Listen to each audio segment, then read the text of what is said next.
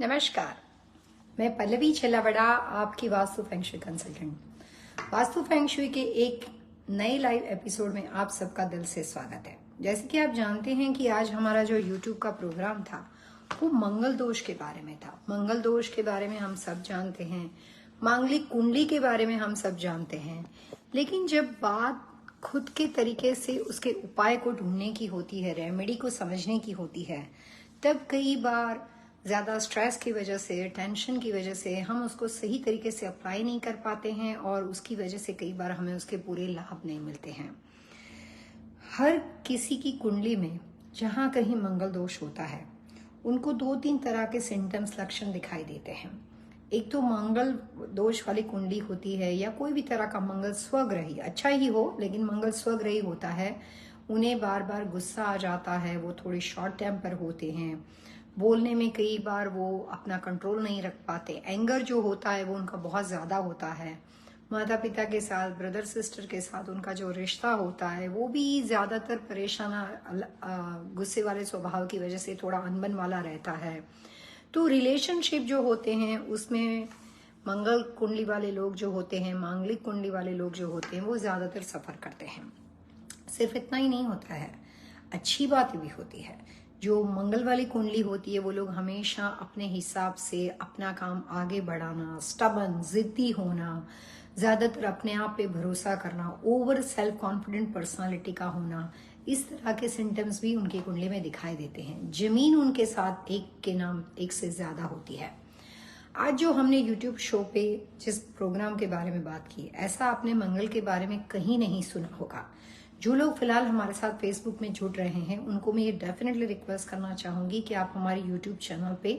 1:30 PM जो आज मंगल के बारे में, जो मंगल दोष के बारे में जो जितनी भी डिटेल जानकारी हमने प्रोवाइड की है उसको आप एक बार देखें।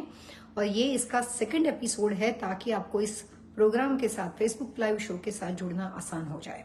पिछले कुछ टाइम से every Saturday 1:30 PM eastern time के अनुसार हम सैटरडे आपके साथ पहले टॉपिक पे बात करते हैं यूट्यूब पे, उसी के फॉलोअप में 3 बजे हम आपके साथ बातचीत करते हैं फेसबुक के लाइव शो में।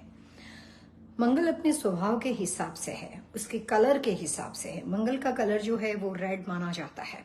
मैंने अपने प्रोग्राम में ये समझाया था कि मंगल और वास्तु पुरुष का आपस में रिश्ता क्या है। दोनों शिव के पुत्र हैं।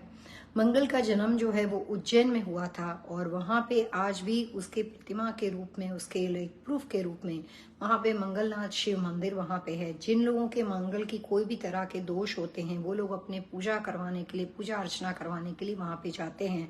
और आज भी उसका प्रमाण पत्र हमें मिलता है। मंगल और वास्तु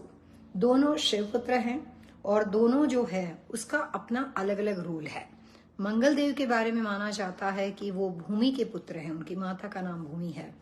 वास्तु के हिसाब से मंगल जो है वो साउथ ईस्ट दिशा के साथ बिलोंग करता है। एस्ट्रोलॉजी के हिसाब से मंगल जो होता है वो आपकी जो कुंडली की ग्रह दशा है उसके चौथे स्थान में होता है। ठीक उसी तरीके से वास्तुशास्त्र के हिसाब से जितनी भी दिशाएं हैं उसमें साउथ ईस्ट जो है वो चौथे स्थान की डायरेक्शन है। पहले पे नॉर्थ होता है, फिर नॉर्थ ईस्ट, थर्ड में ईस्ट आता है और फोर्थ में साउथ ईस्ट आता है। यानी कि मंगल के साथ जुड़े हुए लोगों की जो कुंडली है वो अगर वास्तु शास्त्र के बारे में बात करें तो साउथ ईस्ट दिशा की पर्सनालिटी के लोगों के बारे में हम बातचीत करें वो हम कह सकते हैं। मंगलिक कुंडली के कुछ केस स्टडी मैंने आपके साथ यूट्यूब के प्रोग्राम पे शेयर किए, वो आप डेफिनेटली, वो आपको किसी भी तरह की कुंडली में शादी ब्याह से रिलेटेड परेशानी है, लड़की मांगलिक है, लड़का नहीं है, लड़का मांगलिक है, लड़की नहीं है, तो उस तरह की परेशानी जिन परिवार के घरों में होती है और अगर बात लव मैरिज की होती है तो बहुत ज़्यादा सिचुएशन टफ हो जाती है। तो मैंने आपके साथ उससे रिलेटेड कुछ उदाहरण, कुछ केस स्टडी वहाँ पे शेयर किए हैं। फेसबुक के लाइव शो में हम बात करने वाले हैं कि मंगल के लिए कलर, शुभ और अशुभ कलर कैसे होने चाहिए। वास्तु के हिसाब से मांगलिक से रिलेटेड जो भी तरह की कुंडली की ग्रह दशा वाले लोग जिस घर में एक साथ रहते हों तो उनको अपने लिए कि कुछ कलर्स इंटीरियर डेकोरेशन में अवॉइड किस तरह से करनी चाहिए, क्या तरह का डेकोरेशन इंटीरियर में अपने आसपास का जो रखरखाव होता है उसमें उनको अवॉइड करना चाहिए। और अगर आपकी कुंडली का मंगल वीक है यानी कि कमजोर है और किसी भी वजह से आप हेल्थ से रिलेटेड कोई समस्या से परेशान हो, जैसे एस्ट्रोलॉजी के हिसाब से और वास्तु के हिसाब से जिन लोगों की कुंडली में मंगल दोष होता है उनको tumour health problems, blood pressure, diabetes, high BP, लो बीपी, इस तरह के प्रॉब्लम्स, ब्रीथिंग से रिलेटेड समस्या काफी ज्यादा दिखाई देती है। तो अगर आपकी कुंडली में मंगल वीक है या कोई भी तरह के हेल्थ इश्यूज से आप परेशान हो, तो उस कंडीशन में वास्तु शास्त्र आपकी कैसे हेल्प कर सकता है और किन किन बातों को अपने आसपास के रखरखाव में आपको प्रिकॉशन के तौर पे ध्यान में रखना चाहिए, ऐसी तमाम इंटरेस्टिंग बातें हम आज के फेसबुक के लाइव शो में डिस्कस करने वाले हैं। अंकिता मेहता हमारे साथ जुड़े हुए हैं। नमस्ते अंकिता। और आज के हमारे प्रोग्राम में हम जो कलर्स कॉम्बिनेशन के बारे में बात करने वाले हैं, ये प्रोग्राम समांतर स्तर पे है। आपके परिवार में, आपके लव वन में, फैमिली, रिलेशनशिप, मित्र, कोई भी तरह के लोग दुनिया के किसी भी कंट्री में रहते हो, हम समांतर स्तर पे बात करें यहाँ पे, तो आप ये प्रोग्राम अपने किसी भी तरह के दोस्त, फ्रेंड सर्कल, ग्रुप, जहाँ पे भी रहने वाले लोग हैं उनके साथ शेयर कर सकते हो। यहाँ पे जितने भी कॉमन टिप्स आज हम देने वाले हैं वो कोई भी आदमी कहीं पे भी अप्लाई कर सकता है। ये है कि आपको अपनी कुंडली की ग्रह दशा के बारे में थोड़ा सा नॉलेज होना चाहिए और साथ में आपको अपने घर की मेन एंट्रेंस डोर की पोजीशन के बारे में जानकारी होनी चाहिए। ज्यादातर यही दो बातों को ध्यान में रखा गया है। विषय ही हमारा मंगल दोष के साथ है। तो जैसे मैंने पहले अपने YouTube के प्रोग्राम में कहा था कि मंगल दोष के साथ कई बार होता है सिर्फ मंगल दोष का होना, यानी कि आपका मांगलिक होना। जिस वक्त आप पैदा हुए उस वक्त अगर आप मंगल की ग्रह दशा के इन्फ्लुएंस में पैदा हुए हो तो आपकी कुंडली जो है वो मांगलिक बन जाती है। मांगलिक कुंडली के बारे में कहा जाता है कि जो मंगल के साथ रिलेटेड कुंडली होती है, अगर उनकी शादी ब्याह बहुत पहले हो जाती है, कम एज में, अर्ली एज में हो जाती है, तो शादी में रुकावट आती है, वहाँ पे शादी में डिवोर्स हो जाता है, सेपरेशन हो जाती है। और एक उम्र के पड़ाव के बाद, आफ्टर एज ऑफ 30 या 30 से बड़ी एज के बाद, 35, 32, 42 तक होता है, अगर आपकी शादी होती है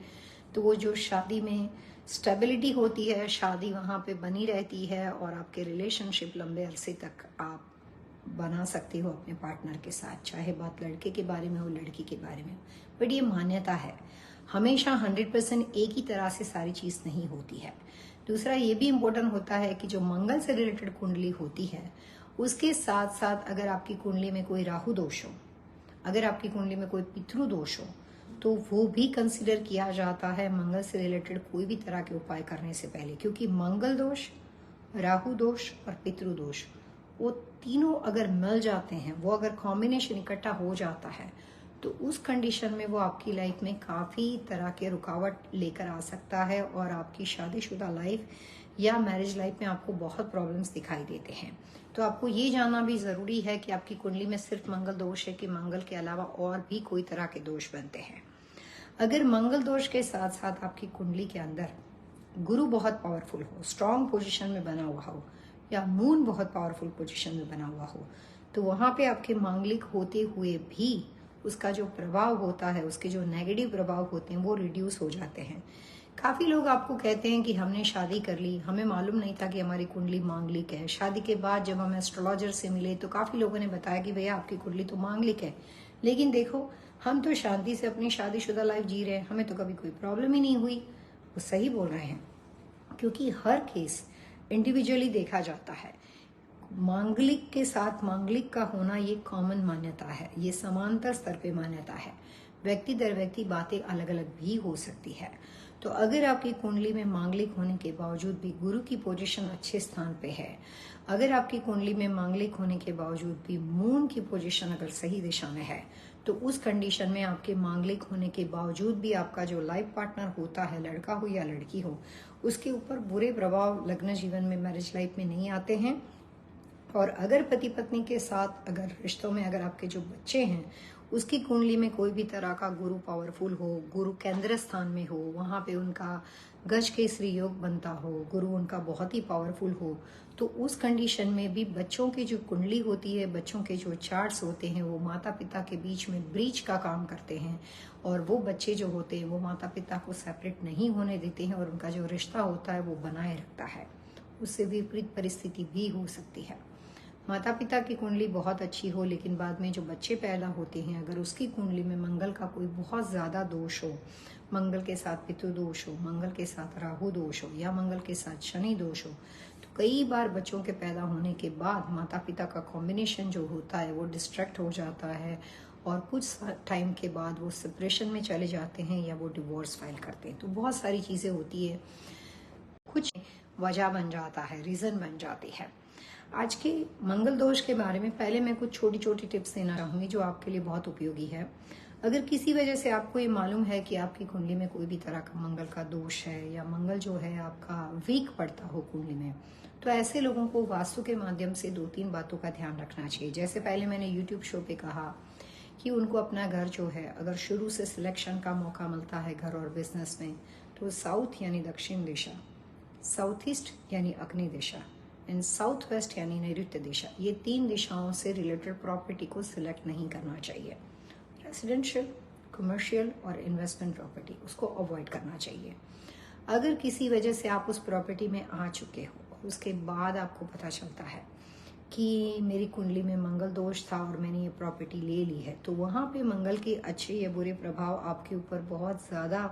आसानी से, बहुत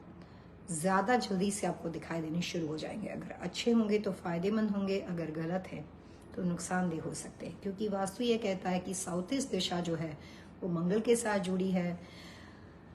सन लाइट के लिए जो सूर्य की दिशा है, जिसको शौर्य एनर्जी के साथ कैलकुलेट किया जाता है, वो साउथ यानी दक्षिण दिशा के साथ जुड़ी। जो सन जो है वो रिलेटेड विथ रवि, वो सूर्य के साथ जुड़ा है। नैऋत्य दिशा साउथ वेस्ट जो राहु के साथ रिलेटेड दिशा है। अगर ये तीनों डायरेक्शन के कॉम्बिनेशन में आपने घर ले लिया है और अगर वहाँ पे मंगल के कोई भी बुरे प्रभाव होंगे तो आपको तुरंत दिखाई देंगे। अगर साउथ वेस्ट वहाँ पे है और अगर आपकी मांगलिक कुंडली और ऐसे घर में आप रहने गए हो, तो वहाँ पे वास्तुशास्त्र के नियम के अनुसार आपका सेपरेशन और डिवोर्स होना बहुत ही स्वाभाविक हो जाएगा और वहाँ पे इस तरह के परिणाम आपको 2 साल के बाद दिखाई देते हैं। अगर आपकी कुंडली में कोई भी मंगल का दोष है और साउथ यानी कि आप दक्षिण दिशा के घर में रहने चले गए हो, जिसको हम रवि की दिशा मानते हैं, जिसको दक्षिण दिशा मानते हैं, तो अगर हम वहां पे रहने चले गए हो तो उस कंडीशन में, जैसे कहता है कि साउथ जो है उसको यम की नगरी मानी जाती है। साउथ जो होती है वो यम एंड रवि का कॉम्बिनेशन जो होता है आदमी को लाइफ टू डेथ में कन्वर्ट कर देता है। तो उस कंडीशन में अगर आपकी मांगलिक कुंडली या ऐसे घर में आप रहने चले गए हो तो वहाँ पे हेल्थ समस्या बहुत ही सीवियर कंडीशन में दिखाई देती है। जो लाइफ टू डेथ वाले सिचुएशन वाली हेल्थ समस्या दिखाई देती है, जिसमें ज़्यादातर बड़ी बीमारियां जो है उसका प्रेडिक्शन ऐसे घरों में होता है एंड 1.5 ईयर के बाद उस घर में इसके इफेक्ट प्रभाव देखने शुरू हो जाते हैं। ठीक उसी तरीके से अगर आपकी कुंडली मांगलिक है और अगर आप साउथ ईस्ट यानी कि अग्नि कॉर्नर के दिशा वाले घर में रह रहे हो या बिजनेस में आपने वहाँ पे अपना रेगुलर आपका ऑफिस है जिसमें आपका मैक्सिमम उठना बैठना हो, इन्वेस्टमेंट नहीं लेकिन मैक्सिमम उठना बैठना, तो उस कंडीशन में वहाँ पे रहने के बाद आपके बार बार लोगों के साथ झगड़े हो जाएंगे। छोटी छोटी बात में आप आर्ग्यूमेंट कर दोगे। आपके माता पिता के साथ आपका रिश्ता अच्छा नहीं रहता है। आपकी फैमिली में आपके ब्रदर सिस्टर के साथ आपका रिश्ता अच्छा नहीं रहता है। और रिलेशनशिप में हमेशा आपको ऐसा लगता है कि मैं लोनली फील करता हूँ और मेरे साथ सब लोग जो है वो मुझे अकेला छोड़ देते हैं और कॉम्प्रोमाइज रिलेशनशिप में आपकी शुरू हो जाती है। ऐसे घरों में जाने के बाद जो आपके सबसे नियर डियर लोग होते हैं वो धीरे धीरे आपसे डिस्टेंस बनाना शुरू कर देते हैं और आप अकेले पड़ जाते हो। और साइकोलॉजिकल प्रॉब्लम्स में सबसे ज़्यादा डिप्रेशन इस तरह की प्रॉपर्टी में रहने वाले मांगलिक कुंडली वाले लोगों के अंदर दिखाई देता है और वो इतना ज़्यादा गुस्सा और आवेश करते हैं कि इसकी वजह से डिप्रेशन, एंजाइटी ऐसे घरों में उनको ज़्यादा दिखाई देता है। तो कोशिश करनी चाहिए कि इस डायरेक्शन के बनी हुई प्रॉपर्टी को अवॉइड किया जाए अगर शुरू से मौका मिले। अगर आप रह रहे हो और आपको बाद में पता चलता है तो उस कंडीशन में मांगलिक दोष या मंगल से रिलेटेड कोई भी तरह का, जिसकी जन्म कुंडली में मंगल कमजोर होता है, ऐसे लोगों को अपने घरों में कुछ चीज़ों का प्रयोग इंटीरियर डेकोरेशन में नहीं करना चाहिए। उसमें सबसे पहली बात है पिकॉक फैदर, मोर पंख। मोर पंख को आपको अपने घर में कहीं भी आपको ये मालूम है कि आपकी कुंडली में कोई मंगल का दोष है, तो मोर पंख यानी कि पिकॉक फैदर से रिलेटेड कोई भी तरह का वॉल पीस, पिकॉक फैदर के बने हुए कोई भी तरह के अलग अलग तरह के फ्लोर डेकोर या इस तरह के पिक्चर पोस्टर पेंटिंग आपको अपने घर में नहीं रखने चाहिए, उसको अवॉइड करना चाहिए। ठीक उसी तरीके से अगर आपको ये मालूम है कि आपकी कुंडली में मंगल का दोष है तो अपने घर के आसपास, घर के अंदर, इंटीरियर एक्सटीरियर या जिस बेडरूम में आप रहते हो या जहाँ पे भी आप सोते हो, आपका सबसे ज़्यादा उठना बैठना है, आपके आसपास के सराउंडिंग एटमॉस्फेयर में और पूरे घर में जितना हो सके उतना रेड, डीप रेड कलर का प्रयोग या नहीं करना चाहिए या बहुत ही कम 2% करना चाहिए। अगर आप बहुत ज़्यादा रेड कलर का प्रयोग घर में करते हो तो वहाँ पे भी मंगल के दुष्प्रभाव आपके ऊपर बहुत ही ज़्यादा आसानी से आने शुरू हो जाएंगे, और वहाँ पे जाने के बाद आपके स्वभाव में परिवर्तन हो जाएगा, रिश्ते बदल जाएंगे, हर चीज़ के अंदर ज़्यादा से ज़्यादा सिंपल काम में आपको बहुत ज़्यादा परेशानी दिखाई देती है। आसान काम जो होता है वो आपके लिए कॉम्प्लिकेटेड हो जाता है और ज़्यादा मुश्किल में आपको खड़ी कर देता है। तो एवरी टाइम आपकी सुबह से लेकर शाम तक की जो एनर्जी है वो प्रॉब्लम को फिक्स करने में चली जाती है, यानी कि आप अपनी पॉजिटिव एनर्जी को यूटिलाइज अच्छे कामों में करने के बजाय डिस्ट्रक्टिव चीज़ों को फिक्स करने में लग जाते हो और आपका टाइम और एनर्जी दोनों वेस्ट हो जाते हैं। ऐसी प्रॉपर्टी में अगर आप रहते हो और आपका मैन्युफैक्चरिंग प्लांट हो तो आपके एम्प्लॉय के साथ आपकी अनबन रहती है। रिटेल बिजनेस में हो तो बार बार आपके एम्प्लॉय जो होते हैं वो चले जाते हैं और आपका बिजनेस जो होता है वो सफ़र करता है। ठीक उसी तरीके से अगर आपने अपने घर के डेकोरेशन में कार्नेलियन स्टोन, रेड कलर का स्टोन आता है कार्नेलियन, हम सब जानते हैं, आप गूगल करके कार्नेलियन को देख सकते हो। कार्नेलियन स्टोन का डेकोरेशन का जेम स्टोन डेकोरेशन अगर आपने अपने घर में जाने अनजाने में उसका प्रयोग किया हो तो अगर आपकी मंगल की कुंडली है तो ऐसे लोगों को कार्नेलियन स्टोन का प्रयोग अपने घर में नहीं करना चाहिए। काफ़ी सारे लोग एस्ट्रोलॉजिकल एडवाइस के लिए जब उनका मंगल में कोई भी दोष होता है तो वो सोचते हैं कि अगर मैं मंगल की अंगूठी बना के पहन लेता हूँ तो उस कंडीशन में हो सकता है मुझे फ़ायदा हो। As a vastu consultant, as a astrologer, मैं आपको एक एडवाइस देना चाहूँगी कि जहाँ कहीं मंगल अगर किसी भी वजह से स्वग्रही है, कुंडली मांगलिक है, तो वहाँ पे मंगल से रिलेटेड कोई भी तरह की अंगूठी या पेंडेंट बना के पहनने से आपको फ़ायदा नहीं होता है। हाँ, अगर आपकी कुंडली का मंगल कमज़ोर है और वो जहाँ पे होना चाहिए उसे उसका जो स्थान कुंडली में है वो बिल्कुल दबा हुआ हो और मंगल का कोई तेज ना हो, जिसको निस्तेज मंगल वाली कुंडली बोलते हैं, जिसमें मंगल का पावर नहीं होता, कुंडली में मंगल है लेकिन उसका पावर नहीं होता है, या वीक मंगल वाली कुंडली बोल सकते हो या पावरलेस मंगल वाली कुंडली बोल सकते हो, तो उस कंडीशन में कभी कभार कुछ पर्टिकुलर टाइम के दौरान अंगूठी का प्रयोग किया जाता है। उसके अलावा ज़्यादातर कोई भी मांगलिक कुंडली वाले लोगों को कभी भी गलती से भी मंगल से रिलेटेड कोई भी तरह का स्टोन, रेड कलर का मंगल का स्टोन आता है, नहीं पहनना चाहिए और उसके पेंडेंट भी नहीं बनने चाहिए। खास करके मांगलिक कुंडली वाले लोगों को कार्नेलियन स्टोन से बनी हुई कोई भी तरह की ज्वेलरी, नेकलेस नहीं खरीदना चाहिए और उसको नहीं पहनना चाहिए,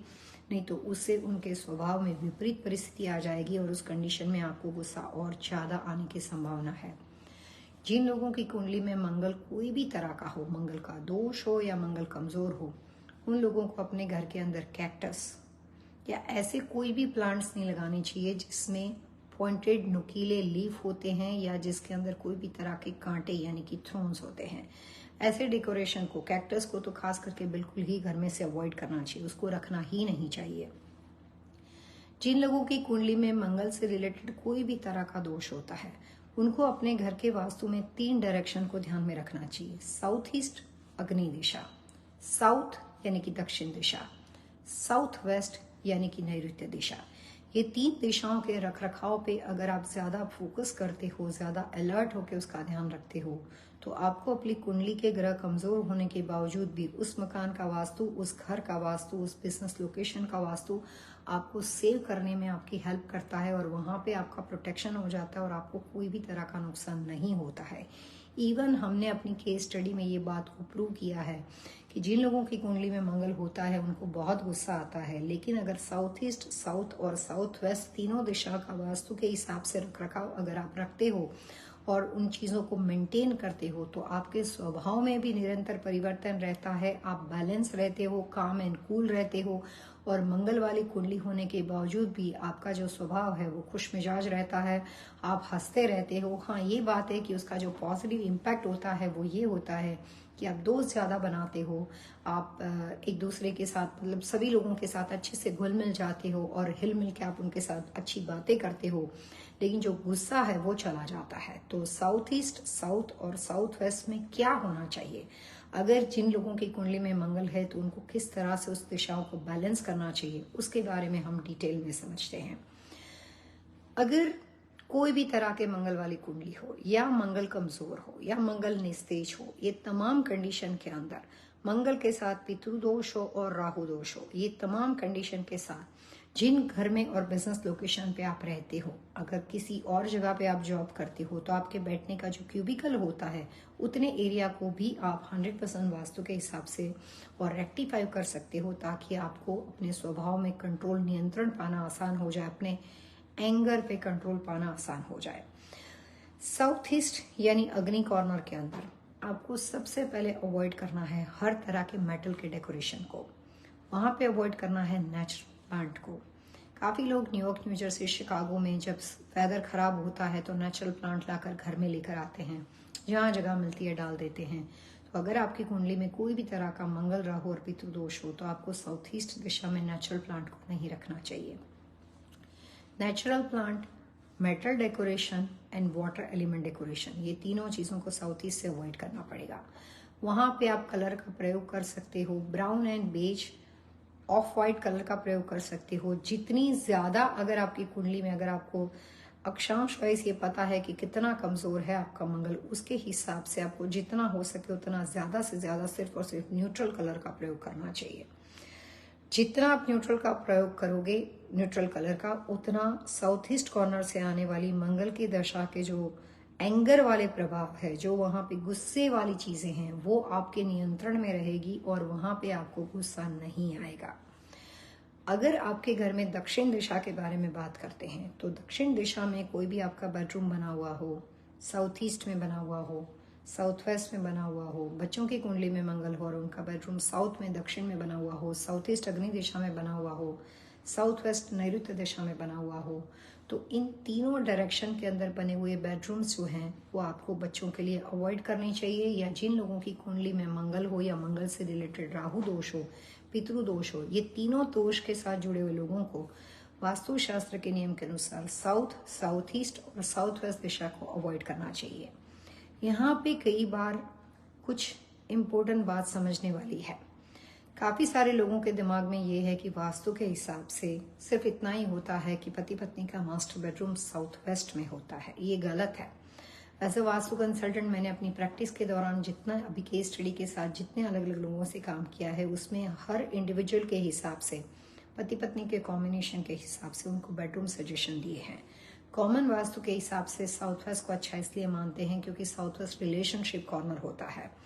आपने अमेरिका में साउथ वेस्ट एयरलाइंस का नाम सुना है, उसका लोगो जो है वो हार्ट बना हुआ है। So south west is a relationship corner. लेकिन उसका मतलब ये नहीं होता है कि हर किसी इंडिविजुअल को आप साउथ वेस्ट ही दे दो और समांतर स्तर पे ये अप्लाई किया जाए, ऐसा नहीं होता है। अगर पति पत्नी में से कोई भी व्यक्ति का मंगल वाली कुंडली वाला चार्ट हो तो उनको साउथ वेस्ट में सुलाना उनके रिश्ते को खराब करने वाली बात हो जाएगी। वहां पे हस्बैंड या वाइफ जो भी होंगे उनको बहुत गुस्सा आएगा और वो आपस में एवरी डे एक दूसरे के साथ आर्ग्यूमेंट करेंगे। और कुछ टाइम के बाद अगर लगातार इस तरह से वो सोते हैं तो उनका रिश्ता कॉम्प्रोमाइज करता है। और कई बार मंगल कुंडली के पति पत्नी साउथ वेस्ट में लगातार सोते हैं तो उसी घर में उनका डिवोर्स फाइल हो जाता है, सेपरेशन हो जाता है। सो सिर्फ साउथ वेस्ट कॉमन वास्तु नियम के अनुसार अच्छा मानते हैं, लेकिन व्यक्ति दर व्यक्ति इंडिविजुअली उनका पति पत्नी का कॉम्बिनेशन जो होता है वो भी बहुत महत्वपूर्ण बन जाता है। तो अगर मंगल दोष के साथ रिलेटेड कोई भी फैमिली मेंबर को आप जानते हो तो उनको कहना चाहिए कि साउथ, साउथ ईस्ट और साउथ वेस्ट डायरेक्शन को अवॉइड करना चाहिए। उसी के साथ साथ जिन लोगों की कुंडली में मंगल के दोष होते हैं उनको मैं समांतर स्तर पे एक और रेमेडी बताना चाहूंगी कि आपको अपने घर में, ऑल ओवर घर बिजनेस में, मेटल का डेकोरेशन कंप्लीटली अवॉइड करना चाहिए। मंगल एंड शनि वो एक दूसरे के एनिमी चार्ट है, वो एक दूसरे के एनिमी प्लेनेट है। तो जहां कहीं वो इकट्ठे हो जाते हैं, दोनों का जो गुस्सा होता है वो एक दूसरे के साथ क्लैश करता है, उनके प्रॉब्लम्स, ईगो प्रॉब्लम्स हो जाती है। तो इसीलिए जहां कहीं आपको मालूम हो कि कोई भी ऐसा व्यक्ति है जिसमें पति पत्नी बच्चे, घर में एक से ज्यादा लोगों की कुंडली में मंगल है, या कोई एक व्यक्ति की कुंडली में क्यों होना हो, ज्यादा से ज्यादा उसको बैलेंस रखने के लिए, उस व्यक्ति के स्वभाव को कंट्रोल में रखने के लिए, उसको हेल्थ इश्यूज से प्रोटेक्ट करने के लिए उनके घर में कॉमन वास्तु के हिसाब से एक टिप्स को अप्लाई करना चाहिए कि जहां कहीं वो बैठते हैं या पूरे घर में या बिजनेस लोकेशन में मेटल के बने हुए डेकोरेशन को कंप्लीटली अवॉइड करना चाहिए। ये बात इंटीरियर, एक्सटीरियर सब जगह पे अप्लाई की जाती है। अगर आप जॉब करते हो तो आपका जो वर्क डेस्क होता है उसके ऊपर भी ये बात को अप्लाई किया जाएगा। तो जहां तक हो सके आपको वहां पे मेटल का डेकोरेशन जो होता है वो अवॉइड करना चाहिए। पिकॉक फेदर के बारे में हमने बात की, कैक्टस के बारे में बात की, नेचुरल प्लांट के बारे में बात की। इसी के साथ साथ वास्तु के हिसाब से जिन लोगों की कुंडली में मंगल जो होता है उसके साथ पितृदोष जुड़ा हुआ हो, राहु दोष जुड़ा हुआ हो, तो वो लोग जब किसी भी घर में जाते हैं तो वहां पे उनको अपने घर का वास्तु सही एवरी टाइम इसलिए ध्यान रखकर करना है,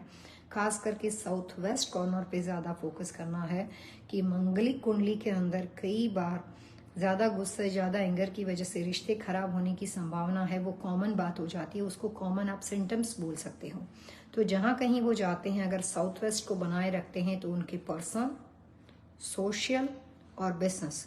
रिलेशनशिप जो होते हैं वो हम आसानी से मेंटेन कर सकते हैं। कुछ दिनों पहले मैं पेंसिल्वेनिया गई हुई थी। वहां पे मेरे एक क्लाइंट के ब्रदर रहते थे। उनकी प्रॉब्लम ये थी कि वो बहुत गुस्से वाले थे। कुछ टाइम के बाद उन्होंने जो स्टोर लिया था उसमें लीगल इश्यू हो गए।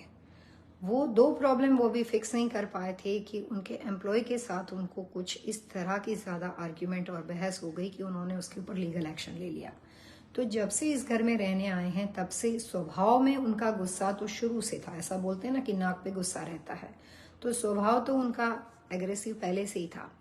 लेकिन बाद में बिजनेस में प्रॉब्लम हो गई, उसके बाद एम्प्लॉय के साथ प्रॉब्लम हो गई। तो कई बार अगर आप मंगल के साथ रिलेटेड कुंडली के साथ बिलोंग करते हो और अगर आपने अपने घर के वास्तु में कुछ दिशाओं को संतुलित नहीं किया है, उसको बैलेंस नहीं किया है,